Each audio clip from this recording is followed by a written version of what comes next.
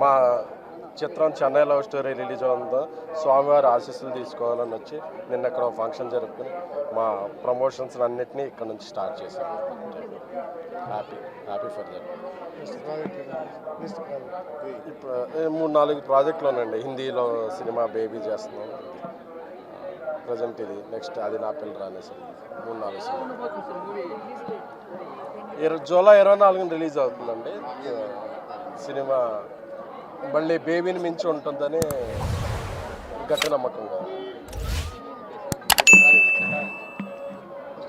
అందరికి నమస్కారం. వాళ్ళ పొద్దున నిజంగా చాలా మంచి దర్శనం అయింది. నిన్న తిరుపతిలో కింద ఒక మంచి ఈవెంట్ చేసుకొని మా సినిమాలో మూడో పాట రిలీజ్ చేసుకొని స్వామివారి ఆశీస్సులు తీసుకుందామని మేమంతా వచ్చాము. సో జూలై 24వ తేదీన మా సినిమా రిలీజ్ అవబోతుంది. సో మీ స్వామివారి బ్లెస్సింగ్స్తో పాటు మీ అందరి సపోర్ట్ కూడా మాకు. అందరికి నమస్కారం అండి. స్వామివారి దర్శనం చాలా బాగా జరిగింది. మా చెన్నై లవ్ స్టోరీ టీం మొత్తం నిన్న తిరుపతికి వచ్చాం మా సాంగ్ లాంచ్ చేయడానికి. అలాగే మా మూవీ రిలీజ్ డేట్ ఇక్కడి నుంచే అనౌన్స్ చేసాం.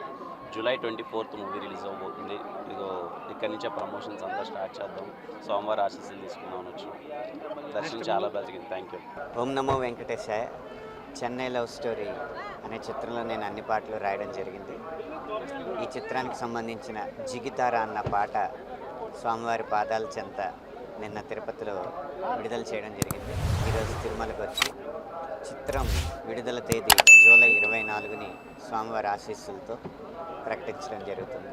ఈ చెన్నై లవ్ స్టోరీ సినిమాకి పాటలకి కూడా తెలుగు ప్రజలందరి ఆదరాభిమానాలు స్వామివారి దయ వల్ల లభిస్తాయని మనస్ఫూర్తిగా కోరుకుంటున్నాను.